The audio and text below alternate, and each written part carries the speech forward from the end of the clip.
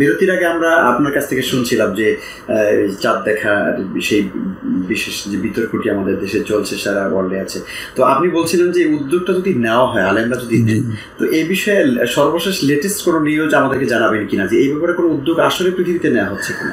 বিভিন্ন দেশে, এটা তো আলেমদের ইজতিহাদের উপরে, বিভিন্ন দেশের সরকার সৌদি চাঁদ দেখাকে মেনে নিয়ে ঘোষণা দেন। যদি কোনো দেশের সরকার সৌদি চাঁদ দেখা ওখানে রাবেতায় তাদের প্রতিনিধি রাখেন, তাদের চাঁদ দেখা মেনে নেন, সরকার ঘোষণা দেন, সে দেশে আলেমরা মেনে নেন, এটা হতে পারে, কোনো কোনো দেশে এটা হচ্ছে। কিন্তু এটা সেই দেশের আলেম এবং সরকারের জনগণের সিদ্ধান্তের উপরে নির্ভর করবে।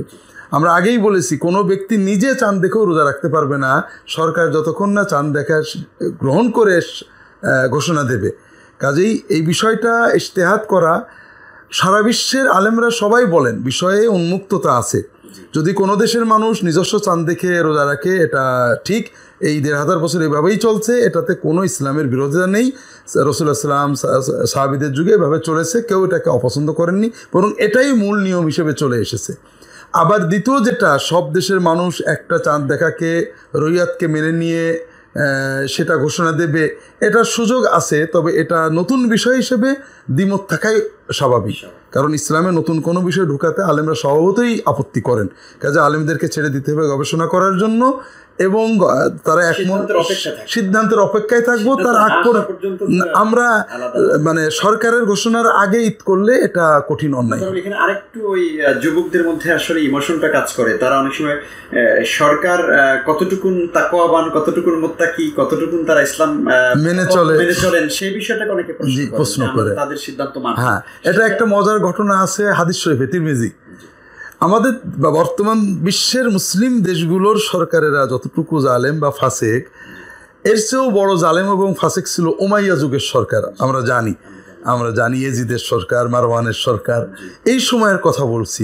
আয়েশা রাদিয়াল্লাহু তাআলা আনহা তার বাড়িতে বসে আছেন, এমন সময় মাসরুর নামে একজন তাবেঈ এসেছেন। সেটা ছিল আরাফাতের দিন।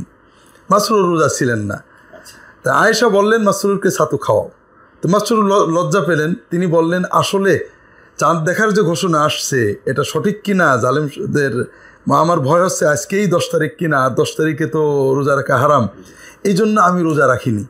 তখন আয়েশা তারা ধমক দিয়ে বললেন, তোমার কি দরকার, যেদিন সরকার ঘোষণা দেবে সেই দিন আরাফা, যেদিন সরকার ঘোষণা দেবে সেই দিন ঈদ। ইমাম শাফি রহমতুল্লাহ আলাইহি লিখেছেন, এক্ষেত্রে যদি সরকার জেনে অন্যায় ঘোষণা দেয়, সরকার পাপী হবে, সবার ঈদ হয়ে যাবে। আর যদি না জেনে দেয়, এটা ইজতিহাদের সুযোগ সরকারের আছে, অধিকার সরকারের আছে। কাজেই সরকার জালেম, সরকার ফাসেক, সরকার ইসলাম বিরোধী, এটার সাথে ইসলামী রাষ্ট্র বিষয়ক নির্দেশনার সম্পর্ক নেই।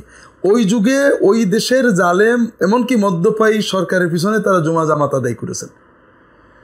আব্দুল্লাহ ইবনে মাসউদ সহ সাহাবী এবং তাবেঈনরা সালাত আদায় করেন, ফজরের ইমাম মদ পান করেছে, 2 রাকাত নামাজ 4 রাকাত পড়িয়ে তারপর বলছে, কম হইল নাকি, রাকাত কি কম পড়ে গেল?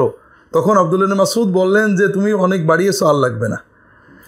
এখন তারা জুলুমের প্রতিবাদ করেছেন, কিন্তু সামাজিক শৃঙ্খলা নষ্ট করেননি। এই জন্য সরকার জালেম হওয়ার কারণে বা ইসলামের কিছু অন্যায় করার কারণে দেশটা, অর্থাৎ বাড়ির কর্তা অন ইসলামী কাজ করে, কাজে পুরো বাড়িটাই কাফের হয়ে গেছে, এই চিন্তা করার সুযোগ নেই। জি, শৃঙ্খলাটা, এটা উলামায়ে এমনকি আকবরের দিনে ইলাহির সময়ও এর চেয়ে খারাপ তার কখনো ছিল না কোথাও, যেখানে ইসলাম ধর্মকে রহিত করা হয়েছিল। সেখানেও উলামায়ে কেরাম দেশটাকে দারুল ইসলাম গণ্য করেছেন এবং জুমা, জামাত, ঈদের ক্ষেত্রে সরকারের নিয়ন্ত্রণ মেনে নিয়েছেন। মামুন, খলিফা মামুন, তিনি কুফরি মুতাজিলি মতবাদ ঘোষণা করেন, যা ইমাম আহমদ ইবনে হাম্বল সহ সবাই কুফরি বলে ঘোষণা দেন। কিন্তু তারা কিন্তু একই সাথে বলেছেন, মতটা কুফরি, কিন্তু তোমরা মামুনের পিছনে জুমা আদায় করবা, রাষ্ট্রীয় শৃঙ্খলা বজায় রাখবে, জুমা, জামাত, খারাজ, ওসর সকল ক্ষেত্রে রাষ্ট্রীয় শৃঙ্খলা বজায় রাখতে হবে।